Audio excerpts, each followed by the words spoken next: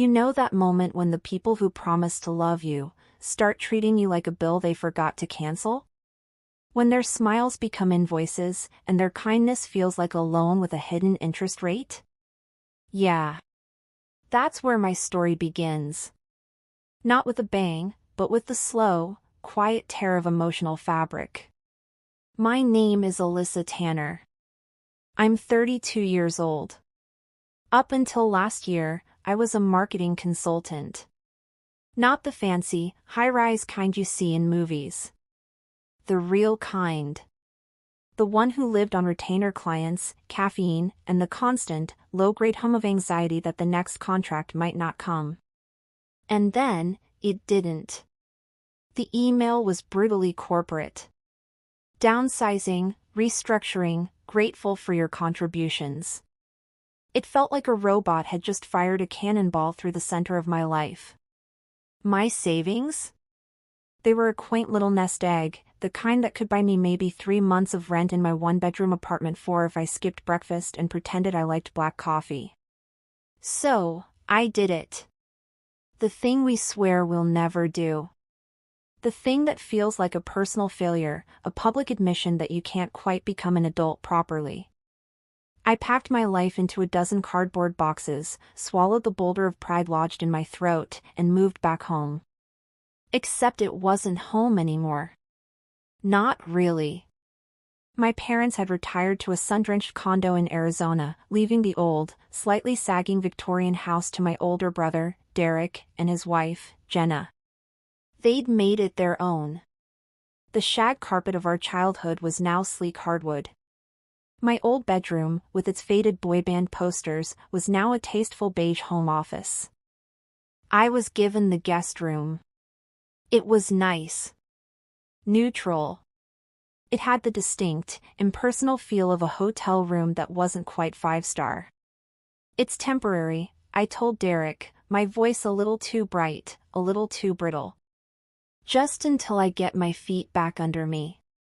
He clapped me on the shoulder, his smile not quite reaching the tiredness in his eyes. Of course, Liz. Stay as long as you need. But apparently, temporary has a very short shelf life when you're 32 and sleeping in a room that still smells faintly of lavender-scented linen spray. The first few weeks were nice. Almost healed. There was a comfort in the familiar creak of the staircase and the way the morning light hit the kitchen table. We had family dinners. Real ones, with actual conversation, not just everyone staring at their phones. I got to know my 6-year-old nephew, Leo, a whirlwind of energy and sticky fingers who called me Auntie Liz and demanded I build endless Lego towers. I helped Jenna with the cooking, remembering the recipes our mom used to make. I'd chop vegetables while she stirred sauces, and for a moment, it felt like we were sisters. I even helped Derek build a website for his contracting business. He was all thumbs with technology, and I spent an entire Saturday designing a sleek, professional site that made his eyes light up. This is amazing, Liz. You're a lifesaver. That feeling, that tiny spark of being useful, of being seen, it was a bomb. But then, the comments started. They were small at first, like tiny cracks in thin ice. It was over meatloaf on a Tuesday. So, Jenna said, not looking up from her plate. Any luck yet with those interviews? Her tone was light, but the question felt heavy, loaded. Another time, Derek was complaining about a difficult client. You know, some of us work 2 jobs just to keep this roof over our heads, he'd said, with a sigh that seemed to suck all the air out of the room. His eyes flickered to me for a fraction of a second. A coincidence? Maybe. Then came the grocery runs. I'd offer my credit card, but Jenna would wave it away. Don't worry about it, Alyssa. We'll cover it again, I guess. That pause. That tiny, poisonous pause before I guess. It was a masterclass in passive aggression. Each word was a tiny paper cut. Individually, they were nothing. But together, they stung. They chafed. They made me feel like I was slowly shrinking, my presence in their home becoming a growing column in a mental spreadsheet of their grievances. I was a line item, Alyssa's inconvenience. I redoubled my efforts. I cooked more, I cleaned the bathrooms until they sparkled, I babysat Leo whenever they needed, refusing any money they offered. I was a ghost of domestic perfection, hoping to earn my keep. But their gratitude, which had once felt warm and genuine, began to curdle into something else. It felt like obligation. And my guilt grew to fill the space their gratitude had left behind. The breaking point came on a Friday night. I had a third interview for a promising position. I'd felt good about it, confident even. I came home, a small, fragile hope blooming in my chest, ready to share the news. But they were in the living room, watching a movie, and they didn't seem to notice my mood. The hope withered, and I retreated to my room, too tired to force a conversation. I was reading in bed when their voices drifted through the wall, the one I shared with the living room. The one that was far too thin. It started as a low murmur, but then Jenna's voice sharpened, cutting through the drywall like a blade. "She's 32, Derek. We can't keep supporting her like this. It's been 4 months. A grunt from Derek. "She's trying, Jen. She's had some interviews." "Trying?" Jenna's laugh was short, harsh. "She's basically living off us. It's not fair to us, and it's not good for her. Maybe it's time she learns to stand on her own 2 feet. Then, my brother's voice. My big brother, who used to fight off imaginary monsters under my bed. His words were quiet, resigned, and they shattered me completely. "I know. I know. It's a lot. She's like a leech we can't seem to pull off. Living off them. A leech." The words were radioactive. They burned through me, poisoning everything. The memories of our happy dinners, the Lego towers with Leo, the website I built, all of it turned to ash. I sat there in the dark, the glow of my phone illuminating the tears I didn't even feel falling. I wasn't a sister. I wasn't an aunt. I was a parasite. A financial burden they'd forgotten to cancel. That night, I didn't pack a suitcase. Where would I go? Instead, I packed my resume. I polished my portfolio until it gleamed. I applied for jobs until my eyes blurred and the sun began to rise. The next morning, I went out job hunting with a ferocity I didn't know I possessed. I walked into every small business, every startup incubator, every coffee shop with a help wanted sign. My life depended on it. Because the person I was in that house, the Leech, had to die. The weeks that followed were a blur of rejection. Polite emails that started with "thank you for your interest" and ended with "we have decided to move forward with other candidates." Each one was a small death. I'd come home, my shoulders slumped, and see the look on their faces, a mixture of pity and unspoken "I told you so." It was a special kind of hell. But in the depths of that hell, I found a flicker of defiance.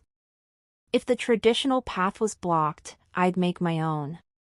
I started small. I reached out to my old network on LinkedIn. I offered my marketing services on freelance platforms at a rate so low it was almost criminal, just to get a 5-star review, a testimonial. My first client was a woman named Sarah who made artisanal soaps in her garage. Her business was floundering. I built her a simple website, wrote her social media posts, and helped her tell her story. Within a month, her sales doubled. She was so grateful she cried on our Zoom call. That small success was a shot of pure adrenaline. Sarah told a friend, who ran a small, struggling bakery. He hired me.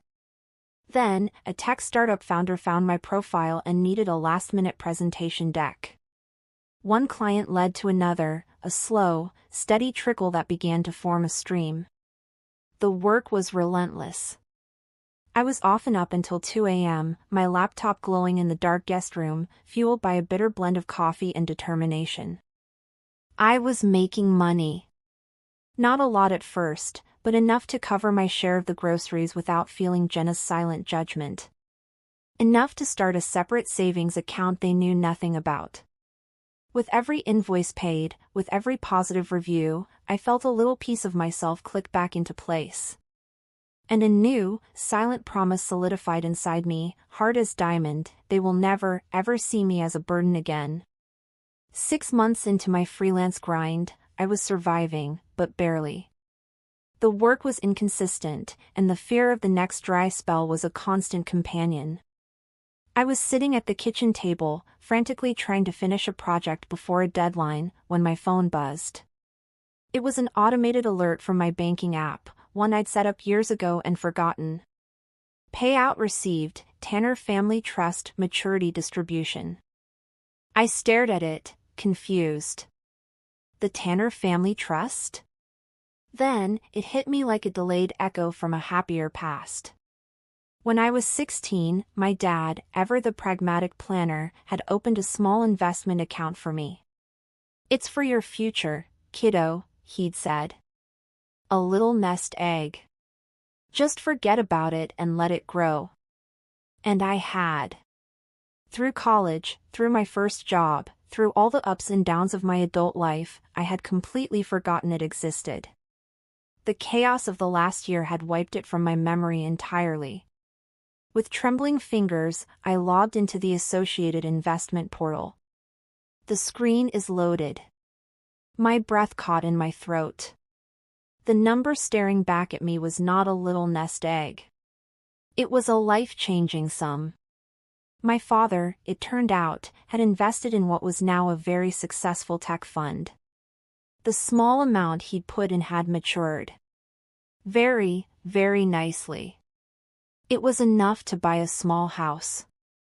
Enough to start a proper business. Enough to never have to worry about being a leech ever again. I felt dizzy. A strange cocktail of elation, relief, and vindication bubbled up inside me. I was free. Later that same week, the universe decided to hand me the key to a beautiful, poetic lock.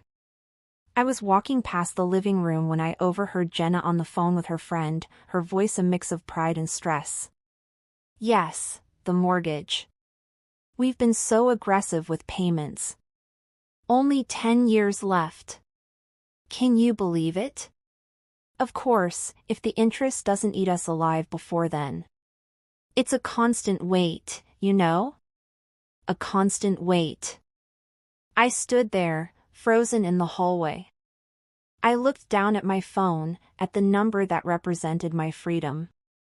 And then I looked toward the living room, where my sister-in-law lamented the weight of her debt. A plan, quiet and perfect, began to form in my mind. It wasn't born of malice, not exactly. It was born of a deep, profound need for justice. For a rebalancing of the scales. I smiled. It was a small, private thing. 10 years, huh? I thought. Let's see about that. The next morning, I dressed in my most professional clothes, a blazer I hadn't worn since my corporate days, and went to the main branch of the bank.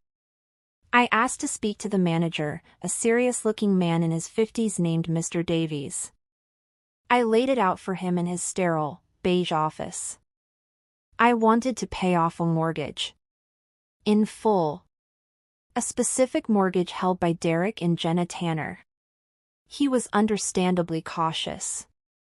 "This is a very significant transaction, Ms. Tanner.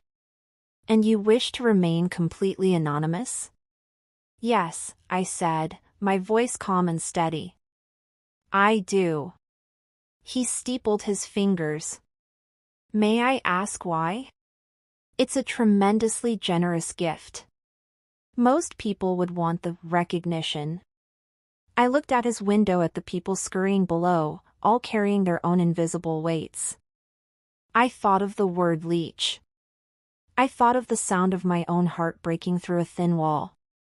I looked back at him, my expression unreadable. They think I live off them, I said, the words tasting like cold metal. Let's see how they live with this. Mr. Davies blinked, a flicker of understanding in his professional demeanor. He simply nodded. I see. Well, the paperwork will take a few days. We will process it as an anonymous benefactor. They will receive a standard letter stating their mortgage has been satisfied. The transfer cleared a week later. I didn't tell a soul. The secret was a warm, heavy stone in my pocket. I went about my life as usual, taking client calls, eating dinner with the family, and playing with Leo. But everything was different. I was watching them, waiting. Every day, I imagined the mailman walking up their driveway. I imagined Jenna sorting through the bills, her eyes scanning the bank's logo. I imagined her tearing the envelope open, her face cycling through confusion, disbelief, and finally, shock. The anticipation was a sweet, slow-burning fire. It happened on a Thursday. I was in the kitchen, scrambling eggs, trying to look normal. The morning was quiet, the way Thursdays often are. Then, I heard it. The frantic thud of footsteps pounding down the stairs. Derek burst into the kitchen, his face a mask of pure, unadulterated shock. He was waving a piece of paper like a white flag. Alyssa! Alyssa, you are not going to believe this. I turned, feigning mild curiosity. Believe what? Did you win the lottery? Better, he gasped, thrusting the letter at me. Someone paid off the mortgage. The entire thing. It's gone. Zero balance. I took the letter, making a show of reading it carefully. I let my eyes go wide. What? That's impossible. This has to be a mistake. A scam, maybe? Jenna came in then, her face pale, clutching her own copy of the letter. Derek's right. I just called the bank. They confirmed it. The mortgage has been satisfied. In full. They wouldn't say who. They just said it was an anonymous donor. The following week was a spectacle of beautiful, chaotic paranoia. They couldn't accept the blessing. Their minds, conditioned to expect bills and burdens, immediately jumped to disaster. It's identity theft, Jenna declared, pacing the living room. Someone has our social security numbers. They're going to clean out our accounts next. They spent days on the phone. They called the bank 5 times, demanding to speak to supervisors. They called their accountant, who was just as baffled as they were. Derek even called the local news tip line, convinced there was some kind of financial crime wave happening. I watched it all from the sidelines, sipping my coffee. It was almost funny, in a deeply tragic way. They were terrified of free money. They were so suspicious of a gift, so certain the universe was tricking them, that they were making themselves sick with worry. The very kindness meant to lift their weight was becoming a new, more confusing one. And through it all, I was the calm, supportive sister-in-law. I'm sure it will all get sorted out, I'd say soothingly. Maybe it's a wealthy relative? They just shook their heads, lost in their spiral of self-inflicted panic. Watching their fear was a confession in itself. It proved they couldn't recognize grace even when it landed on their doorstep. But then, something subtle began to shift. As the initial panic subsided and the bank's assurances became more firm, their terror slowly melted into a dazed, bewildered gratitude. And with that gratitude came a change, toward me. It was as if the act of anyone deeming them worthy of such a grand gesture had forced them to reevaluate everything, including the person living in their guest room. Suddenly, I wasn't the freeloader anymore. Jenna started asking if I wanted to watch a movie with them in the evenings. She'd save me a slice of the pie she'd baked. "I know you're busy, but if you have time," she'd say, her voice softer than it had been in months. Derek, one Saturday, noticed my laptop was running slow. He spent the whole afternoon cleaning it up, installing new software, and optimizing it. "Just want to make sure you have what you need for your business, Liz," he said, and the words felt genuine, without the old undercurrent of resentment. They didn't know why they were being kinder. They would never have admitted the connection. But it was there. A silent, unspoken guilt was making them gentle. They were looking at me and perhaps, for the first time, seeing a person, not a problem. And honestly, I didn't need a grand, tearful apology from them. I didn't need them to get on their knees and beg for forgiveness. Their quiet, confused kindness, born from the chaos I had secretly orchestrated, was confession enough. It was justice. The secret was held for 3 more months. I had found a lovely apartment downtown and was in the process of moving out. My freelance business was thriving, and combined with my investment payout, I was financially secure in a way I'd never dreamed possible. The reveal came from an unexpected source. Jenna's cousin, an avid social media user, posted a link to a feel-good story on the local community board. The headline read, "Local Mystery, Anonymous Mortgage Angel Pays Off Homes for Struggling Families." The article mentioned that a few other families in the county had received similar anonymous payoffs. Due to a clerical error at the bank, a partial list of first-name initials of the donors had been briefly visible in an internal report. For our family's mortgage, the initial was AT. Jenna saw the post. That night, she found me in the kitchen. I was boxing up the last of my tea and coffee. The house was full of empty spaces where my things used to be. She stood in the doorway for a long moment, just watching me. Her face was a battlefield of emotions: disbelief, dawning comprehension, and a deep, shaming awe. "Alyssa," she said, her voice barely a whisper. She held up her phone, the article glowing on the screen. The initial. AT Alyssa Tanner. Was it you?" I stopped what I was doing. I looked at her. I let the silence stretch, thick and heavy between us. I saw the memory of all her snide comments, all her resentful glances, flash in her eyes. I saw the word Leech hanging in the air, unsaid but finally, truly understood. I didn't nod. I didn't say yes. I just gave her a small, gentle smile, one that held no gloating, no bitterness. Just a quiet, unshakable truth. "Let's just say, Jenna," I replied, my voice soft but clear, "it feels good to give back." That was all it took. The dam broke. Her face crumpled, and she started to cry, deep, heaving sobs that seemed to come from a place of profound shame and relief. She didn't say she was sorry. She didn't have to. At that moment, Derek appeared in the hallway behind her. He had heard everything. He stood there, his hand braced against the doorframe, his knuckles white. He looked from Jenna's weeping form to my calm, resolute face. His expression was one of pure, stunned speechlessness. For the first time in over a year, in that kitchen filled with cardboard boxes and unspoken histories, no one mentioned money. No one talked about jobs, or bills, or who was costing whom. There was just a heavy, healing silence, broken only by Jenna's tears, and then, 2 simple, humbled words from my brother. "Thank you. Now I live in my bright, airy apartment downtown. The sounds of the city are my soundtrack now, not the tense silence of a judgmental house. My business is growing. I have clients who respect me, and a life I built entirely on my own terms. I still visit on Sundays. We have dinner.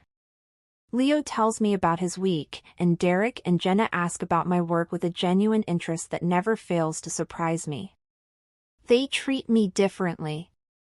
Not because of the money I gave them, though that certainly casts things in a new light, but because my quiet success and my silent act of vengeance forced them to finally see the person I was all along.